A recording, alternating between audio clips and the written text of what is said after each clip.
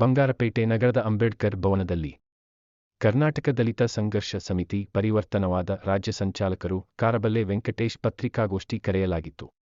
ಅವರು ಮಾತನಾಡಿ, ಕರ್ನಾಟಕ ದಲಿತ ಸಂಘರ್ಷ ಸಮಿತಿ ಪರಿವರ್ತನವಾದ ಸಂಘಟನೆಯ ನೇತೃತ್ವದಲ್ಲಿ ಡಾಕ್ಟರ್ ಬಿ.ಆರ್. ಅಂಬೇಡ್ಕರ್ ಸಿರಿವಂತರು, ಸಿರಿತನದಲ್ಲಿ ಶೋಷಿತರು, ದಾಸ್ಯದಲ್ಲಿ ಉಳ್ಳವರ ಮತ್ತು ಇಲ್ಲದವರ ನಡುವಿನ ಈ ಜಾಗೃತಿ ಸಂಘರ್ಷದಲ್ಲಿ ಗೆಲುವು ಶ್ರಮಜೀವಿ ದಲಿತರ ಕೈಯಲ್ಲಿದೆ.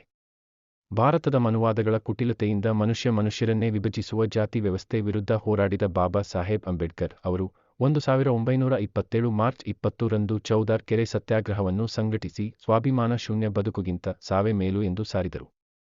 ನಿಸರ್ಗ ಜೀವ ಜಲವನ್ನು ಮೂಲ ನಿವಾಸಿ ದಲಿತರಿಂದ ದೂರ ಮಾಡಿದ ಜಾತಿವಾದಗಳ ಮುಂದೆ ಚೌದಾರ್ ಕೆರೆ ನೀರನ್ನು ಬೊಗಸೆಯಲ್ಲಿ ಮುಟ್ಟುವ ಮೂಲಕ ಶೋಷಿತರ ವಿಮೋಚನಾ ಚಳುವಳಿಗೆ ನಾಂದಿ ಹಾಡಿದರು.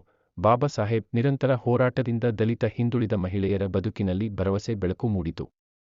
ಮಾಡ್ ಚೌಧರಿ ಕೆರೆ ಸತ್ಯಾಗ್ರಹದ ನೆನಪಿನ ಅಂಗವಾಗಿ ದಲಿತ ಸ್ವಾಭಿಮಾನ ಜಾಗೃತಿ ಕಾರ್ಯಕ್ರಮವನ್ನು ದಿನಾಂಕ 25-3-2026 ಬೆಳಗ್ಗೆ 10 ಗಂಟೆಗೆ ಜೈ ಭೀಮ್ ಭವನ ಪೂರ್ಣಿಮಾ ಚಿತ್ರಮಂದಿರ ಮುಂಭಾಗ ಬೆಂಗಳೂರಿನಲ್ಲಿ ಕಾರ್ಯಕ್ರಮ ಆಯೋಜನೆ ಮಾಡಲಾಗಿದೆ ಎಂದು ಹೇಳಿದರು.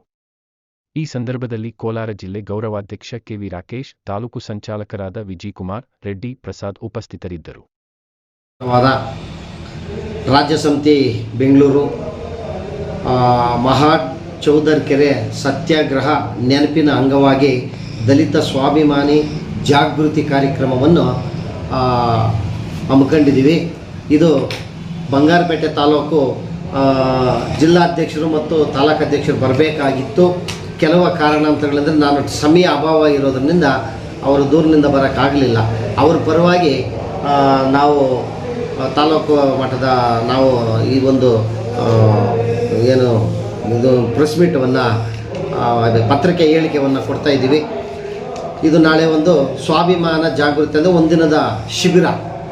ಈ ಶಿಬಿರಕ್ಕೆ ನಾವು ಇಲ್ಲಿಂದ ಬಂಗಾರಪೇಟೆ ತಾಲೂಕಿನಿಂದ ನಾವೊಂದು 50ರಿಂದ 60 ಜನ ಹೊರಟಿದ್ದೀವಿ. ಅದರ ಭಾಗವಾಗಿ ಈ ಒಂದು ಇವತ್ತಿನ ನಮ್ಮ ಸಂಘಟನೆಯ ಪರವಾಗಿ ನಾವು ಒಂದು ಪತ್ರಿಕೆ ಹೇಳಿಕೆಯನ್ನು ಕೊಟ್ಟಿದ್ದೀವಿ. ಈ ಪತ್ರಿಕೆ ಇದರಲ್ಲಿ ಕೋಲಾರ ಜಿಲ್ಲಾ ಉಸ್ತುವಾರಿ ಅಂತ ಕೆ.ವಿ. ರಾಕೇಶ್ ಅವರು, ಆಮೇಲೆ ತಾಲೂಕು ಸಂಘಟನಾ ಸಂಚಾಲಕರಾದ ವಿಜಯಕುಮಾರು ಮತ್ತು ರೆಡ್ಡಿ, ಪ್ರಸಾದ್ ಅವರು ಕೂಡ ಈ ಒಂದು ಪತ್ರಿಕೆ ಹೇಳಿಕೆಯಲ್ಲಿ ಭಾಗವಹಿಸಿದ್ದಾರೆ. ಇದು ಅದ್ಭುತವಾದಂಥ ಒಂದು ಕಾರ್ಯಕ್ರಮ. ಈ ಕಾರ್ಯಕ್ರಮ ಅಂದರೆ ಈ 1927ರಲ್ಲಿ ಆ ಕೆರೆಯ ನೀರನ್ನು ಮುಟ್ಟಿದಂತಹ ಬಾಬಾ ಸಾಹೇಬ್ ಅಂಬೇಡ್ಕರ್ ಅವರ ನೆನಪು ನಾಳೆ ಒಂದು ಶಿಬಿರ. ಈ ಶಿಬಿರಕ್ಕೆ ಒಳ್ಳೆಯ ಗಣ್ಯ ವ್ಯಕ್ತಿಗಳು ಕೂಡ ಬರ್ತಾರೆ. ಅರ್ಥಪೂರ್ಣವಾದಂಥ ಒಂದು ಸಭೆ, ತರಬೇತಿ ಶಿಬಿರ. ಇಲ್ಲಿಂದ ನಾವೊಂದು ಬಸ್ ಮುಖಾಂತರ ನಾವೊಂದು 50 ಜನ ಹೊರಟಿದ್ದೀವಿ. ಈ ಪತ್ರಿಕೆ ಹೇಳಿಕೆಯನ್ನು ಎಲ್ಲ ನಮ್ಮ ಏನು ಬಂಗಾರಪೇಟೆ ತಾಲೂಕು ಪದಾಧಿಕಾರಿಗಳು ಮತ್ತು ಹೋಬಳಿಯ ಪದಾಧಿಕಾರಿಗಳು, ಯೂತ್ ಪದಾಧಿಕಾರಿಗಳು ಮತ್ತು ಎಲ್ಲರೂ ಕೂಡ ಒಮ್ಮತದಿಂದ ಹೊರಟಿದ್ದೀವಿ.